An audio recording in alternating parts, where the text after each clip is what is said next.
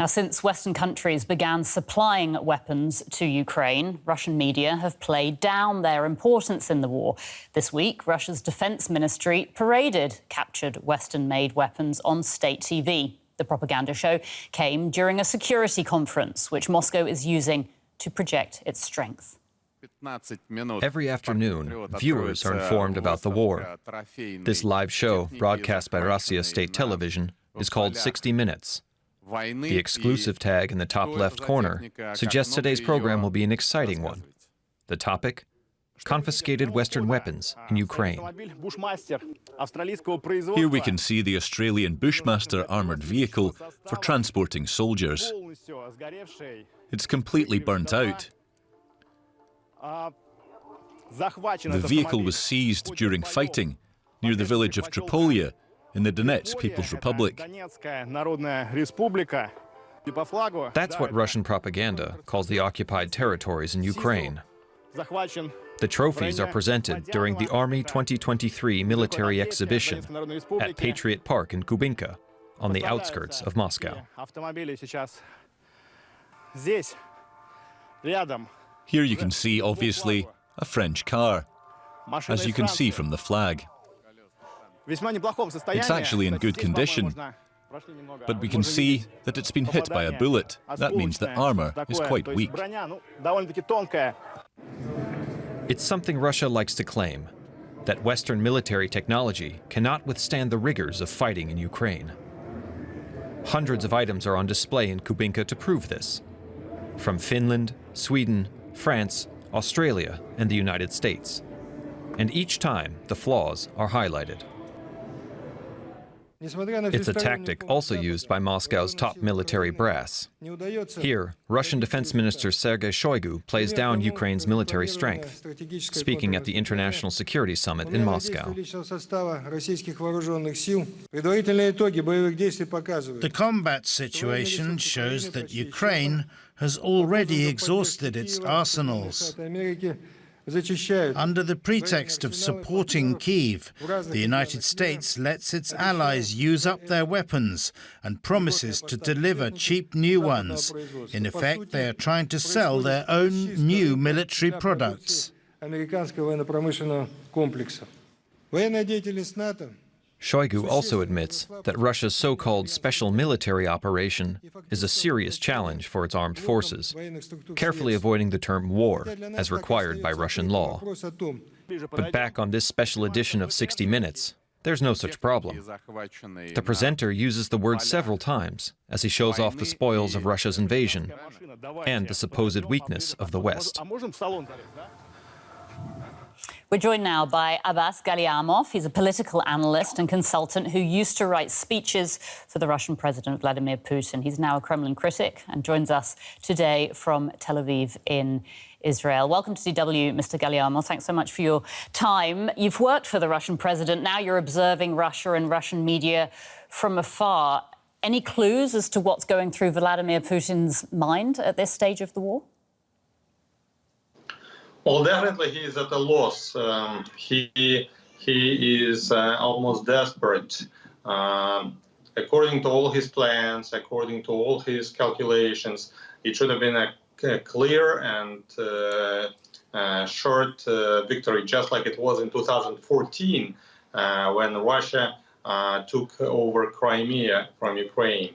And since it never happened, Putin is at a kind of a loss because he understands that the chief source of his legitimacy in Russia, both among the elites and among the general public, is his presumed strength, his ability to win. So his inability to win is a real terrific blow onto his image and his legitimacy. You know that even the loyalist Russian supporters, they know that there is no democracy in the country. They know that actually Putin would be the president no matter how they vote. They all feel this. They all feel that there are repressions. They all feel that there is no freedom of speech. So the only reason why they put up with Putin's rule is the feeling that he is the winner anyway. So how can we resist? And if this feeling of constant winner is destroyed, then it's a totally new country, which is already which would we might call it pre-revolution country. So Putin is lost, of course, especially after recent Prigozhin's mutiny, which showed how weak his support is in the country. That his whole political construction, is basically standing on the sand. Very unstable. No Russian troops able to offer resistance to mutiny, no civil society which revolts against this. Like you remember, we had in 2016 when the Turkish army revolted against Erdogan, and literally dozens of thousands of Turks came out into the streets. Nothing of this kind happened in Russia. So Putin was getting weaker and weaker since the beginning of the war. Mr. Gallyamov, I'm so sorry. I'm going to have to interrupt you because our time is limited, and I did want to ask you a couple more questions. I just wanted to refer to the report we just saw. It featured the 60 Minutes program in Russia, and the reporter used the banned word war repeatedly. Now, we know that word is actually banned in Russia, isn't it? So does this mean that the phrase would have been signed off on by someone in the Kremlin? And if so, can you tell us what can we draw from that?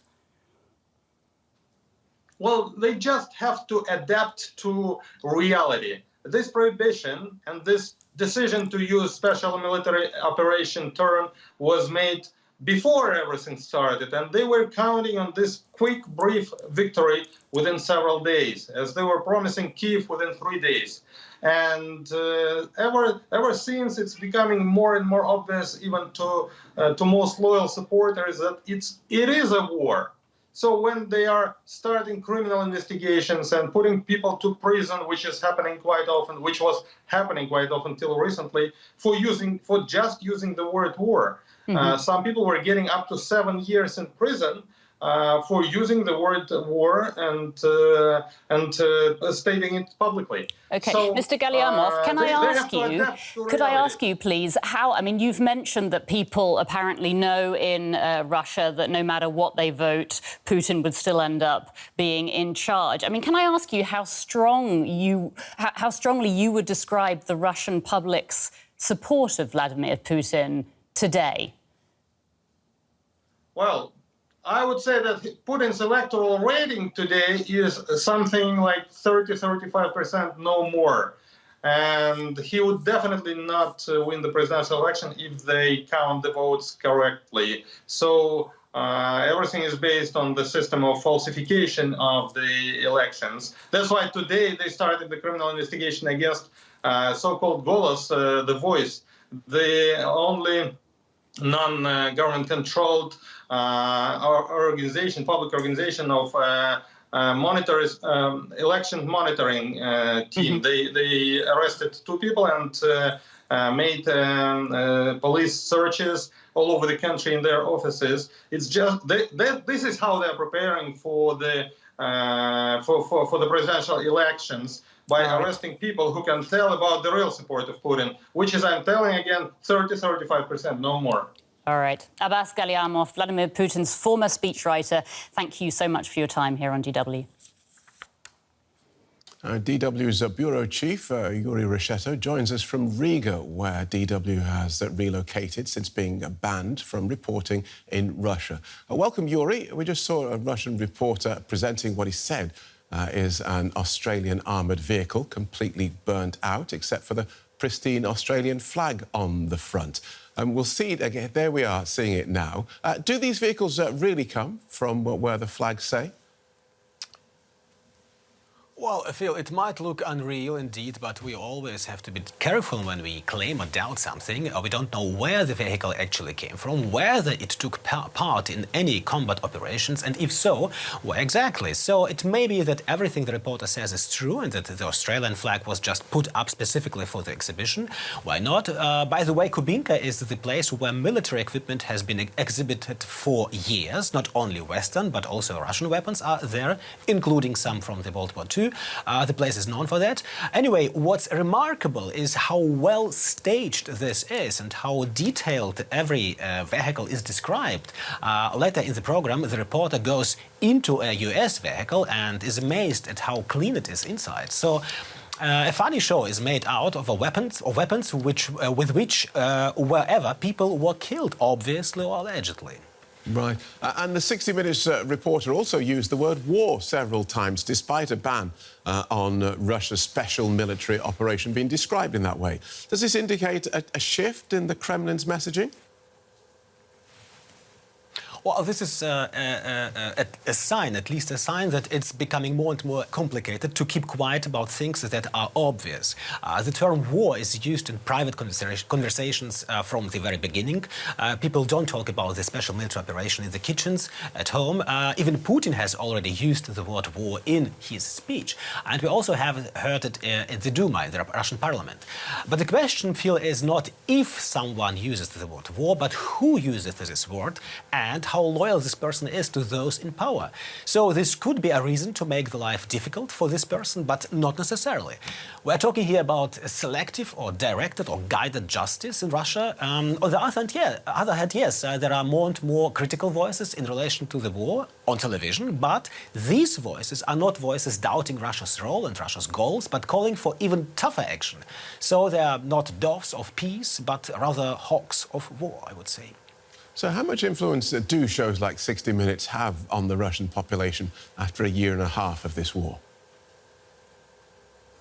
Well, it very depends on how much intellectual potential the audience has and what other sources this audience has. From my long experience in Russia, I would say that television is consumed a lot by the older generation, and these propaganda shows are, by the way, very professionally made. They all have the same screenplay. There are 4 or 5 so-called experts, and there is also always one who is allowed to represent the so-called other side, the alternative side. In this case, the Ukrainians or a Western foreigner is sitting there in the studio. The only difference is that this Ukrainian or Western guy has much less time to talk, and the host simply interrupts him. So it's always an unequal game. On top of that, in these shows, there is usually a very loud discussion, so an emotional debate is suggested. That's an additional show effect. Surely, at some point, this has less and less of an effect, which is why more and more strange theories are brought into play to entertain people, even that Satan or devil himself is waging war against Russia from the West. Thanks for that, Yuri. Yuri Reshetto in Riga.